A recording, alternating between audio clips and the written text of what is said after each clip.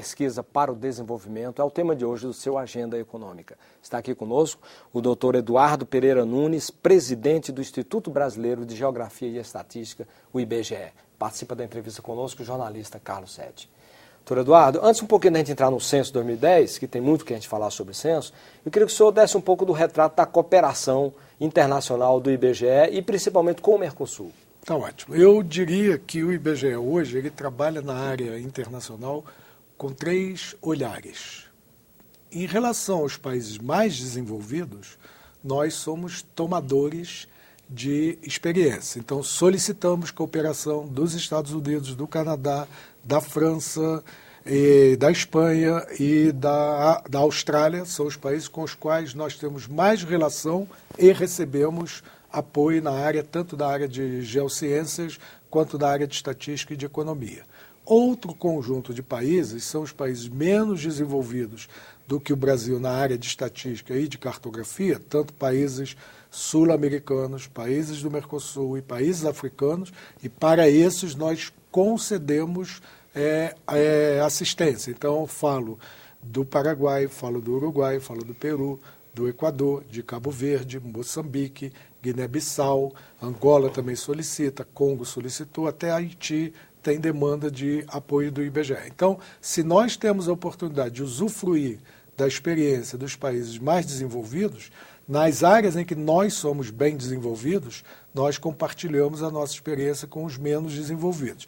E há um terceiro olhar, que é em relação àqueles países que estão num patamar próximo ao do próprio Brasil em termos de desenvolvimento, tanto na área estatística quanto na área geográfica, e nesse caso o que a gente faz é trocar ideias e experiências para conhecer como um faz e como o outro faz, inclusive para aproximar tecnicamente as equipes. Fazemos isso muito na América Latina com o México, na América do Norte com o Canadá e recentemente iniciamos um contato da mesma natureza com o Marrocos, que é um país também do ponto de vista estatístico muito avançado, tecnicamente também, e em algumas áreas, inclusive com o Eurostat, que é o Instituto de Estatística da Europa, que congrega todos os países europeus e, junto com o Eurostat, a gente, inclusive, está trabalhando num projeto de cooperação técnica para apoiar outros países, principalmente nessa área de integração da geografia com a estatística. Nessa parte do Mercosul,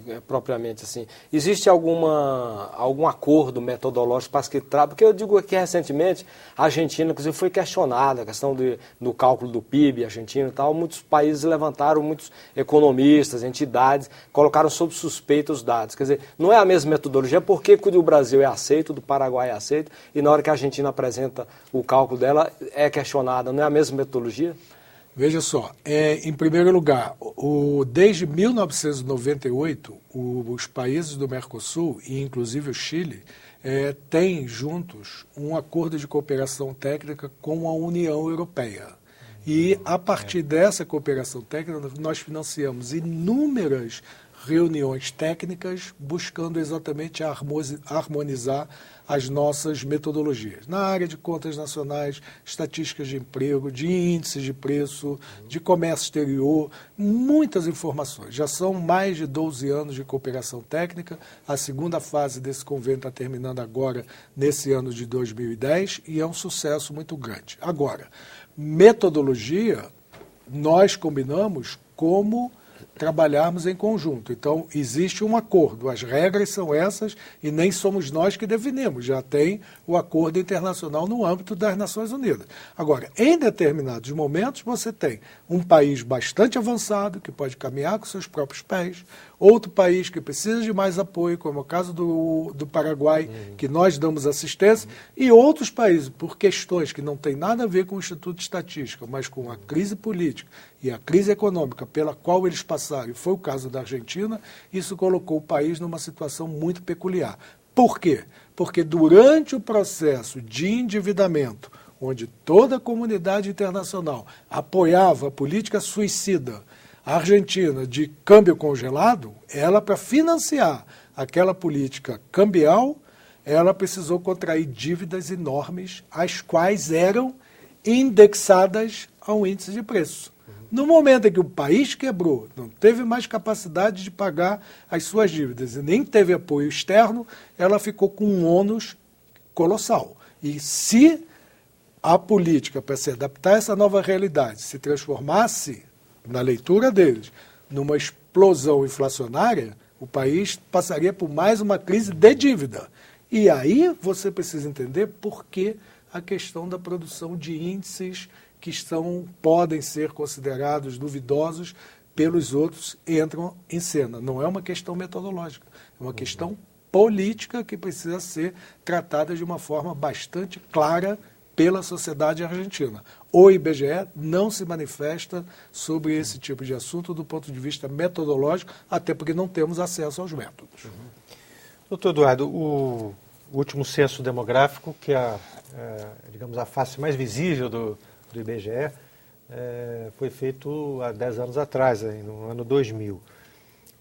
E o próximo censo vai ser feito agora nesse ano.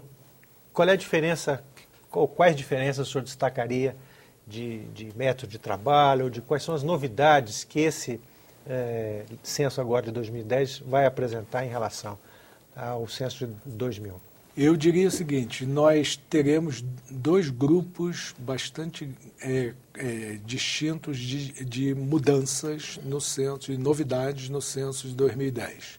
Mudanças, inovações tecnológicas e inovações metodológicas. No que diz respeito à inovação tecnológica, um passo fundamental que o IBGE já deu há 3 anos atrás é de realizar o seu recenseamento sem fazer uso do questionário em papel. Então, o que censo, que entra no lugar do papel? Exatamente. Para o censo de 2010, o IBGE vai trabalhar com um computador de mão como esse daqui, que não é um computador, é um equipamento preparado pelo IBGE, para o IBGE, para coletar dados. O questionário do censo está aqui dentro. O recenseador, além de fazer a pesquisa com os dados de cada família, entrevistando a família, ele também tem nesse equipamento a capacidade de capturar as coordenadas com o GPS, consequentemente, nós poderemos, mais adiante, georreferenciar todas as áreas para as quais eu estou produzindo informação estatística, e dentro desse mesmo equipamento eu terei um mapa que é o local que nós chamamos setor censitário, que é a área que o recenseador terá que percorrer para fazer o seu trabalho. Que vantagem isso traz logo adiante? Como todo processamento fica num equipamento dessa natureza, assim que o recenseador termina o seu trabalho, ele salva o questionário. No momento em que ele salva o questionário, o programa faz a criptografia daqueles dados para evitar qualquer acesso e quebra do sigilo daquele indivíduo que forneceu gratuitamente a informação. Vai ao posto de coleta do IBGE. O IBGE tem 7.000 postos de coleta instalados no país, em 5.565 municípios, e lá ele deposita, transporta, transfere os dados desse equipamento para o computador desse posto de coleta. A partir do posto de coleta, inicia-se um trabalho naquele posto de controle de consistência da informação fornecida pelo recenseador, e depois desse controle, a informação é enviada para a sede no Rio de Janeiro, onde começamos então a compilar os dados do Brasil inteiro.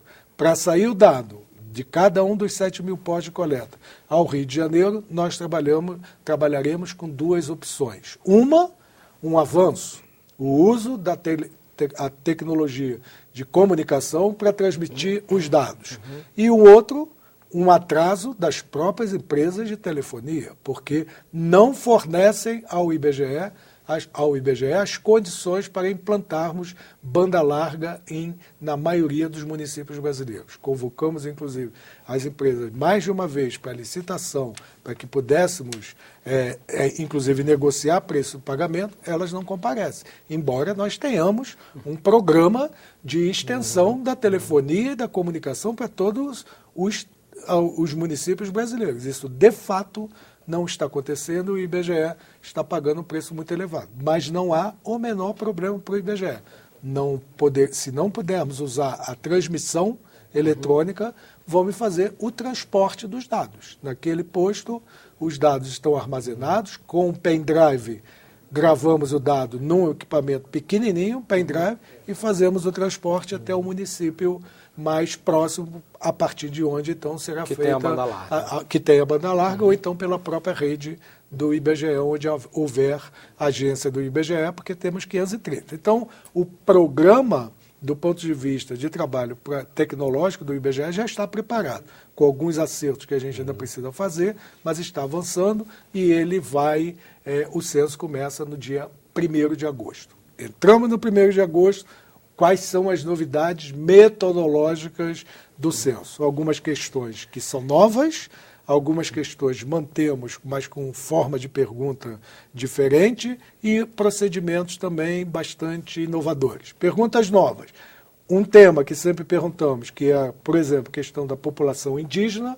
Vamos, tanto às áreas indígenas quanto àquela população que reside fora de áreas indígenas, perguntamos no quesito cor e raça, como ele se declara. Aquele que se declarar indígena, haverá a pergunta a respeito da língua falada por ele. Este é um tema original no censo 2010. E é importante, porque, segundo os linguistas, existem no Brasil cerca de 210 línguas faladas, das quais 180 são línguas indígenas. Então, o IBGE vai fazer um inventário da população e das suas respectivas línguas no censo de 2010. Uma enorme novidade. Um outro aspecto muito importante no censo é que quando o nosso recenseador e o nosso agente censitário visitar um domicílio, ele, antes de bater na porta do domicílio para fazer a entrevista, ele vai verificar o entorno onde aquele domicílio se situa. Para quê? Para saber se ele está localizado num domicílio que tem iluminação elétrica na rua, se tem calçamento, se tem saneamento. São dados que ele vai inserir. Que ele vai inserir no computador. Exatamente, ele vai inserindo no equipamento e, portanto, vai dando ideias da área onde aquele domicílio está situado. Quando muitos domicílios se situarem em áreas semelhantes a essa, é o que nós vamos identificar como sendo áreas que nós, na nossa terminologia, denominamos aglomerados de população e domicílios, subnormais porque não são com arruamento como nós conhecemos, com calçamento, com energia elétrica, com saneamento. Para planejamento urbano é um para o planejamento urbano, para prevenção contra áreas de risco, como, por exemplo, observamos recentemente no Rio de Janeiro, em áreas onde estava havendo construção em áreas de risco. Esse aqui é o equipamento que garante ações do ponto de vista da política pública preventivas. E hoje as pessoas têm muito receio, né? Sempre que alguém bate a porta, a pessoa tem um receio enorme.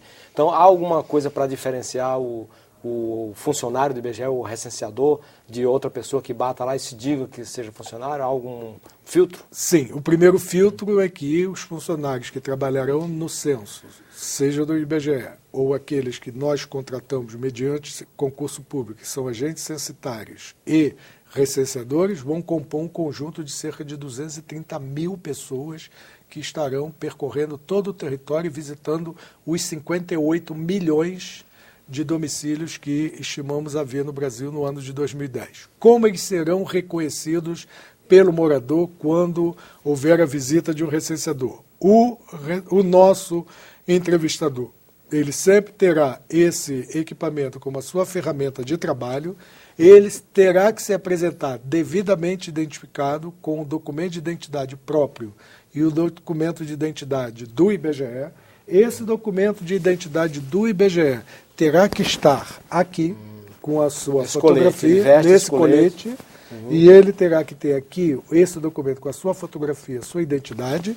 Nesse mesmo colete, ao telefone gratuito do IBGE, que é 0800 721 8181, onde a pessoa, se tiver dúvida, antes de atender o recenseador, pode telefonar, que no cadastro do IBGE ele terá a confirmação ou não daquela pessoa, e esse colete do IBGE ele tem a logomarca do próprio IBGE e a logomarca do censo. Então, as marcas registradas do censo serão esse colete que todos terão que utilizar, mesmo os diretores, mesmo o presidente do IBGE, se tiver que ir a campo, fazer o acompanhamento do trabalho, fazer contato com a população, ele terá que estar devidamente identificado. E a ferramenta de trabalho vira Que também uma marca, que é o equipamento exclusivo para fazer o censo. Não é computador, não é telefone, não tem outra utilidade senão a utilidade de coletar dados para o censo. Fala um pouquinho da importância do censo. Que importância isso tem para o Brasil, para as empresas, para os governos, as prefeituras, governos estaduais, pesquisadores. os pesquisadores, qual a importância que tem o censo e o que difere o censo das outras pesquisas?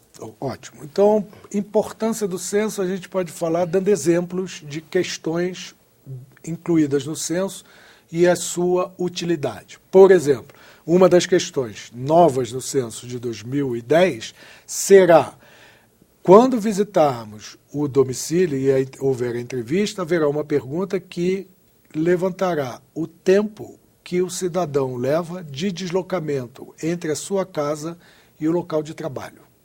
Bom, isso é fundamental para quem quer traçar políticas de transporte que torne mais acessível e mais fácil a locomoção da sua população. Conhecendo os tempos de deslocamento e os próprios percursos, eu posso, inclusive, construir corredores para atendimento da população e dimensionar, quantificar os meios de transporte que eu preciso para atender cada um dos aglomerados humanos que eu tenho em todo o território nacional. Então, eu tenho uma pesquisa estatística que vai se transformar numa matéria-prima extremamente importante para a política de transporte. Eu tenho informações sobre, como eu já tinha citado, a questão relativa ao entorno do domicílio, então eu posso verificar as áreas onde eu tenho domicílios situados em condições inadequadas, políticas de saneamento, iluminação pública, que nós temos uma política de iluminação da população, quer dizer, a luz para todos, eu tenho que saber aonde estão todos esses que ainda não têm luz. E aí, respondendo até a sua questão, qual a diferença entre o censo e as outras pesquisas? As outras pesquisas, elas não vão ao detalhe que o IBGE vai num censo, que é visitar todos os domicílios em todos os municípios. Uma pesquisa que a gente pode comparar em termos de importância para os pesquisadores e política pública no Brasil é a PNAD. Mas a PNAD é uma pesquisa que visita, no lugar de 58 milhões de domicílios, ela visita 150 mil domicílios. Ela faz uma amostra, né? Por isso o A do nome PNAD, Pesquisa Nacional por Amostra de Domicílios. Então, dos 58 milhões, nós visitamos todo ano 150 mil. Esses 150 mil são escolhidos por maneira estatística, probabilística, que garante qualidade das informações no nível do Estado. Mas eu não posso precisar essa informação no nível municipal. No nível municipal, apenas o censo é capaz de fazer com todo esse detalhe. E qual a importância, então, do censo municipal? Por exemplo, terminado o censo, eu tenho o tamanho da população de cada município, por faixa etária. Se eu tenho o tamanho da população, eu posso definir quanto cada município, eu não, o TCU vai definir quanto cada município vai receber de saúde e o FPM, que é a função da população. Para eu saber qual é o recurso de educação, eu tenho que saber a estrutura etária da população em cada município. Para eu fazer uma campanha de vacinação, eu tenho que saber quantas crianças estão em cada município. E isso somente o censo é capaz de atualizar. Nós vamos voltar a falar de censo no próximo bloco. Aguarde.